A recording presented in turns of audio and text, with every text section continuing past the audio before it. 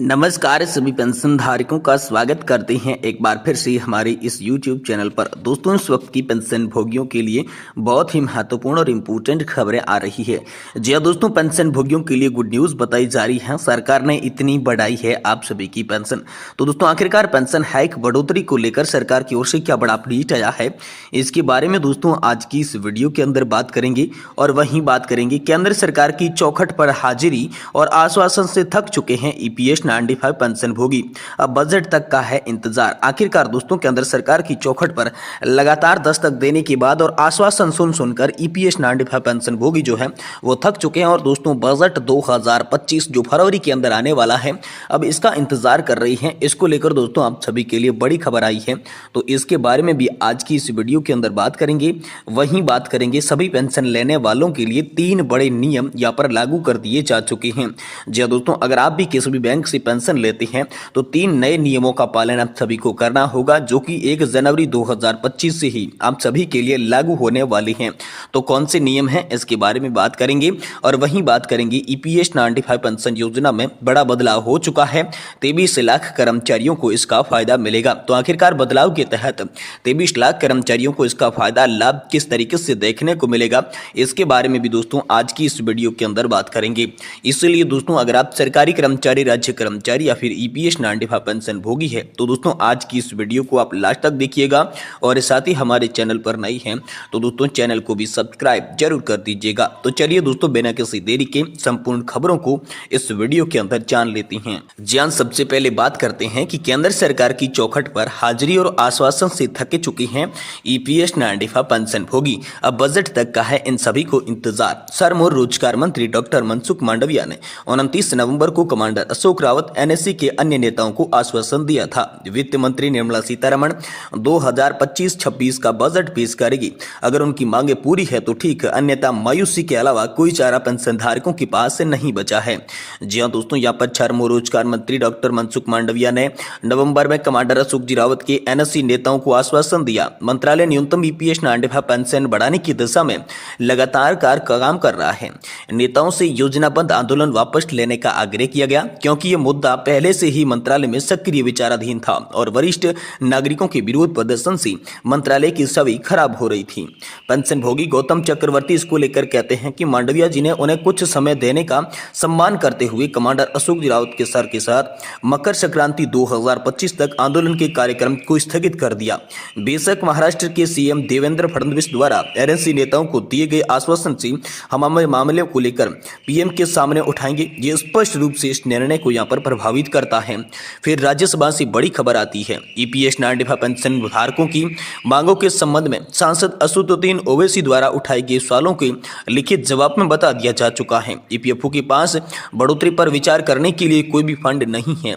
वित्त मंत्रालय ने पहले न्यूनतम पेंशन को दोगुना करके 2000 रुपये करने के प्रस्ताव को भी खारिज कर दिया था। अब किस पर भरोसा करें, मंत्रियों पर या संसद पर? एक दुविधा वाली स्थिति यहाँ पर बन चुकी है।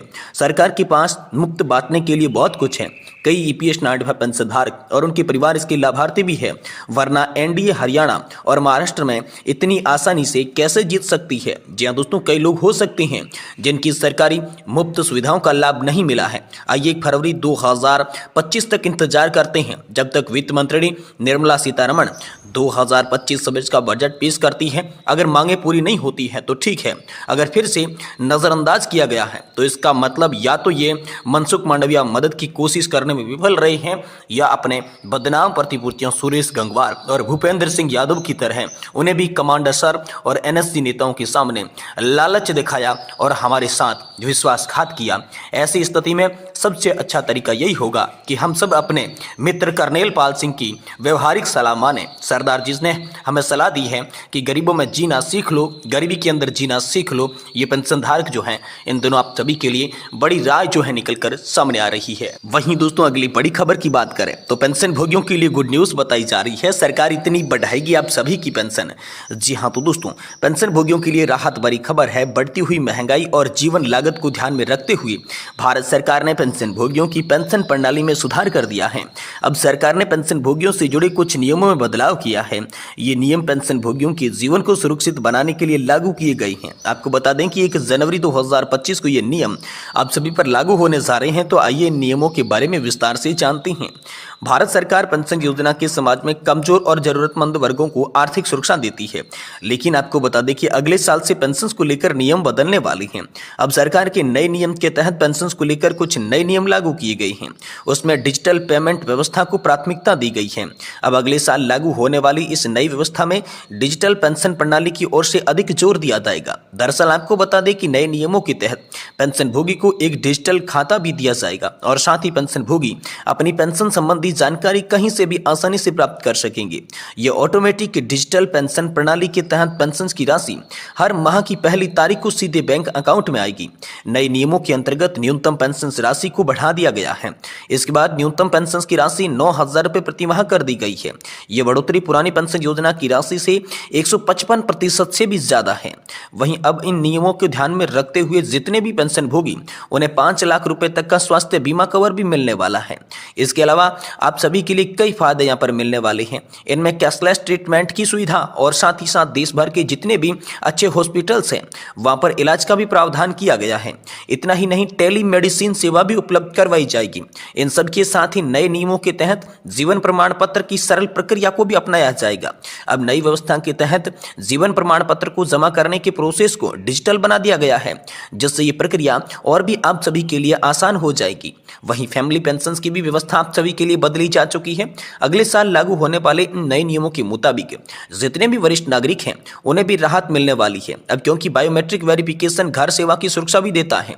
इतना ही नहीं, फैमिली पेंशन में सुधार होगा। अब नए नियम लागू होने के बाद फैमिली पेंशन की व्यवस्था को और भी ज्यादा बेहतर बना दिया गया है। जो पति या फिर पत्नी को जीवन भर मिलने वाली पेंशन या फिर जिन बेटे बेटियों की शादी नहीं हुई है उनको 25 वर्ष तक दिव्यांग बच्चों को जीवन भर पेंशन दिए जाने वाले नियम को भी यहाँ पर लागू कर दिया जा चुका है। साथ ही साथ दोस्तों ऑनलाइन शिकायत निवारण प्रणाली भी आप सभी के लिए स्थापित की जाएगी। इसको लेकर भी बड़ी खबर है। जी हां दोस्तों, इसके अलावा पेंशन शिकायत निवारण प्रणाली को भी अपनाया गया है, जिसका समाधान 15 दिन के अंदर किया जाएगा। यानी 24 घंटे के पूरे सप्ताह ये ऑनलाइन शिकायत निवारण प्रणाली स्थापित रहेगी। अब नए नियमों के तहत लाभार्थी अपनी शिकायत की स्थिति को आसानी से लाइव ट्रैकिंग भी कर सकेंगे, जिससे उन्हें यह पता चल सकेगा कि उनकी शिकायत की प्रक्रिया कहां तक पहुंची है और उनका समाधान कहां तक पहुंचा है। ये नई व्यवस्था 2025 में लागू होने वाली है। आपको बता दें कि नए नियम के तहत डिजिटलीकरण वेतन व्यवस्था, स्वास्थ्य सुविधा और सड़क परिवहन यहाँ पर जो है आप सभी के लिए किया गया पेंशन भोगियों को प्रदान की जाने वाली है। यानी कुल मिलाकर सभी चीजें आप सभी के लिए डिजिटल बनाने को लेकर बहुत ही बड़ी खबर आ रही है। ऑनलाइन शिकायत की निवारण प्रणाली बनाई जाएगी। फैमिली पेंशन व्यवस्था में बदलाव किया जाएगा। बीमा कवर और कैशलेस बीमा कवर और साथ ही साथ कैशलेस इलाज का भी दोस्तों हम सभी के लिए प्रावधान किया जाएगा। पेंशन भोगियों के लिए डिजिटल खाता खोला जाएगा, जिससे सारी सुविधाएं देखने को मिलेगी। ये सारी सुविधाएं आप सभी के लिए बेहद जल्द लागू होने वाली हैं। इसको लेकर बड़ी खबर आ रही है। वहीं दोस्तों आप सभी के लिए बात करें तो पेंशन लेने वाले ध्यान देने योग्य बात है, क्योंकि 1 जनवरी 2025 से ही बैंकों से अगर आप पेंशन लेते हैं तो नए नियम को आपको पालन करना होगा। जी हां दोस्तों, इन नियमों के तहत बात करें तो ये नियम आप सभी के लिए 1 जनवरी 2025 से लागू होंगे और इसमें मुख्य बदलाव है जो केंद्रीकृत पेंशन भुगतान प्रणाली यानी कि CPPS लागू होगी और साथ ही यूनिफाइड पेंशन यहाँ पर जो है लागू होने वाली है। इसके लिए केंद्र सरकार के सभी सरकारी कर्मचारी और पेंशन भोगी लाभार्थी होंगे और CPPS के दोस्तों साथ ही साथ जो UPS लागू की गई है उसमें न्यूनतम पेंशन की राशि को प्रतिमाह 1,000 रुपए करने की भी यहाँ पर बात कही गई है। और इस योजना के तहत पेंशन की गारंटी मिलती है जो कि 25 साल की सेवा करती हैं तो 50% लास्ट सैलरी की पेंशन दी जाती है। डिजिटल पेंशन पोर्टल की जो सुविधा है वो दोस्तों सप्ताह के 7 ही वार में दोस्तों 24 घंटे जारी रहेगी और ग्रेजुएटी की सीमा 25 लाख तक कर दी जा चुकी है। तो दोस्तों पेंशन नियम 2025 के बहुत सारे फायदे हैं। इसके दोस्तों बहुत सारे जो फायदे हैं वो पेंशन भोगियों को मिलने वाले हैं, जो कि 1 जनवरी 2025 से ही मिलने शुरू हो जाएंगे। तो ये बड़ी खबर आप सभी के लिए हाल फिलहाल में निकल कर सामने आ चुकी है।